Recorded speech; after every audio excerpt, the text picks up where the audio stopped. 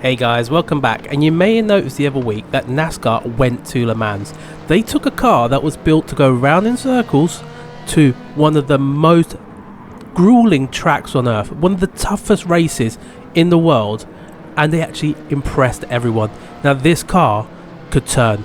It could go quicker than GT3 cars, to the point they had to change the rules to allow this car to start in the middle of the pack where it qualified, rather than right at the back where garage 56 normally starts. So to celebrate that, I've got a build here for you. It's a very simple one, but it's more just in the spirit of celebrating the success of the Camaro at Le Mans. So before we do get into it, I just want to take this opportunity to invite you guys to hit that like button. Tell me what you think of this car in real life in garage 56 at Le Mans. Was you impressed with it, or did you think meh? But if you do enjoy these videos, do go ahead and hit that subscribe button as well. We are well on the way to 1500, and it will be a massive help if you could just press that button to stay tuned on more of these videos. So as always, if you don't have this car already, you're going to need to go and get this car in Brand Central. It's not hard to find. You just need to pop over to the America section, pop into Chevrolet, Chevy, whatever you want to call it, and then go into the showroom. Now it's the third one along. It's the white one. You can buy it in whatever colour you want. There's a Brazilian song. If you are Brazilian, there is a song about a yellow Camaro, but you can't get it in yellow. You can always slap a livery on it. I just went with the bog standard white.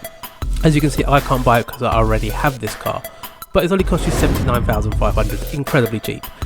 Once you've got it, you're going to need to pop into the tuning shop, and there's a few things that you need to buy. Now from the sports section, you don't need to buy anything. It already comes with the sports medium.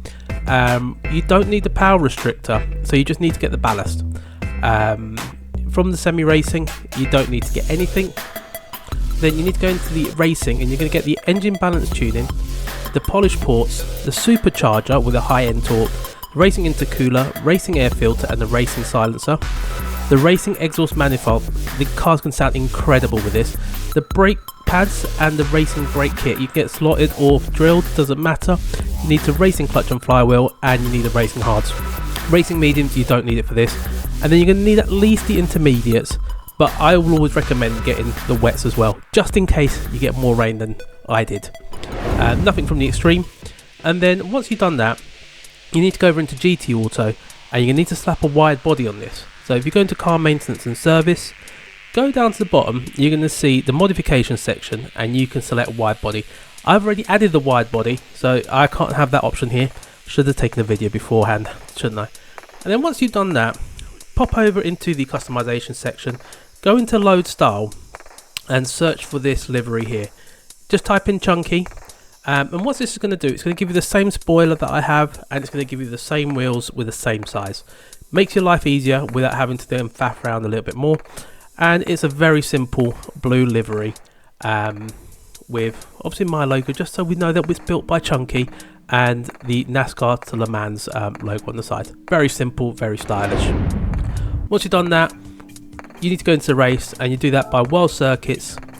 You're going to go into Europe, and you're going to need to go up into the 24 hours du Mans, and you're going to click the Touring Car 700. I'll show you the build at the end. I'll leave it to the end so you can see the race, and then we'll get back to it. Looking at this, you don't need to do anything else because you're under the 700 pp, and we go straight into the race.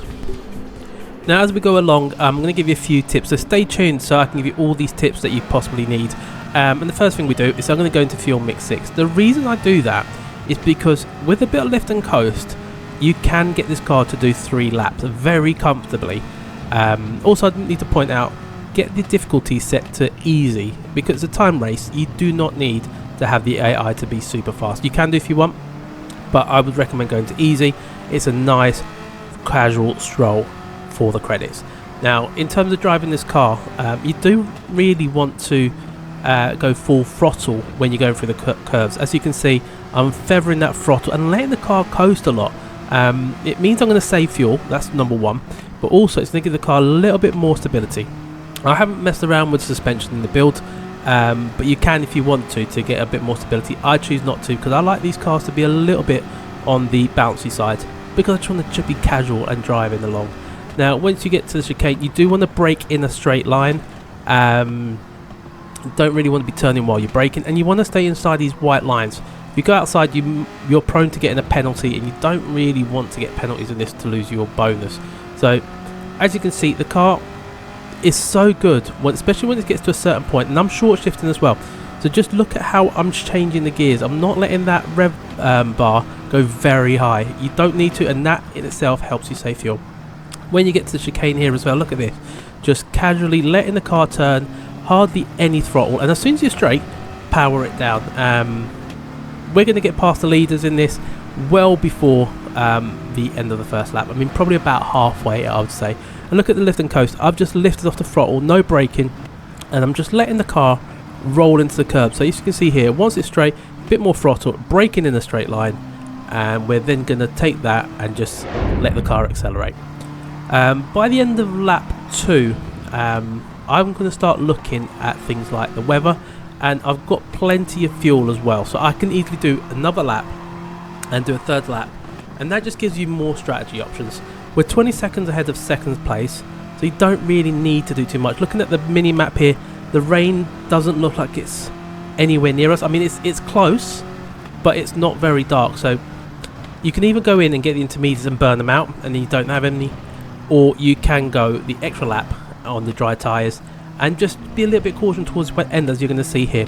Now, the leaders do pit at this point, and that's going to give you even more of a gap as well, so just bear that in mind. Now, the rain does come at this point here, and this is what you need to look at. This is your graph which tells you where you need your dries, inters and wets. Each one of those bars determine what tyres you need to be on. I'm still in the dry section, even though it's raining and the map shows that it's very wet. The track doesn't have enough water for the inters at this point, and it's only now, as I'm going to go into pits, that bar is, that line is creeping over that line. Looking at the map, I can see that it's going to rain quite for a bit longer, so we're going to decide what tyres I want, and I'm debating here wets or the inters. I'm going to go for the inters because I don't think it's going to warrant the wet tyres. As you can see, the beautiful car comes in, stops on its markers, gets raised up, and the guys do their service, do what they need to do. And the car did run for a very long time. For a NASCAR that's built to run maybe 500 miles, it ran for hours, and it only had problems towards the end. Once you come out, you then have to be careful with the rain. Now, at this point, this is the very first point where that bar crept over from the intersection into the wets, and I put my foot down a little bit too early, and a little bit too aggressively, that it made me spin. But if that does happen to you, what you need to do is you just need to be very careful. Look at how much throttle I'm actually giving it. In first gear, in second gear, I'm giving a little bit more, and in third gear, I'm getting into that 75% or so. And only when I get into about fourth and fifth gear is when I'm going to then want to press my foot down and get full power. At the end of the race, I've got the dilemma to make. I'm 2 minutes and 20 seconds ahead of second place, and there's 2 minutes 30 to go to finish the race. I haven't got enough fuel to do another lap. That's a definite no-no. But I don't really want to go into pits to then have to do another 4 or 5 minutes of racing. It's up to you if you do want to do that, and there's nothing wrong with it. I chose to wait around the entrance of the pits. I mean, it's a bit of a dangerous spot to park, I'll be honest, but I waited there until near the end of the race, and when it's about 14 seconds to go, I figured it's time to make a move, because I could just about see in the mini map at the top that the leaders were here, so they probably would have gone into the pits, but I didn't want to risk it, and I knew I'd get to the line and finish the race within just over half an hour. I mean, it could have done in 30 minutes bang on. I chose not to. I was just being very casual, and that's what this race is about, a very casual way of earning your credits. And as you can see here, 30 minutes 5 seconds, pretty straightforward. Manscaped.com, 20% off and free shipping using the code ChunkyGT, by the way, and we get our credits there and a clean race bonus, so incredibly easy, and you even get a ticket which will give you probably about 5,000 credits. But when you've got the car and you want to do the build, this is what you do. Go into your garage, car settings, and then you're going to want to set the racing hards at the front and at the back. You don't want to go mediums because you can then lower power. You can do, up to you.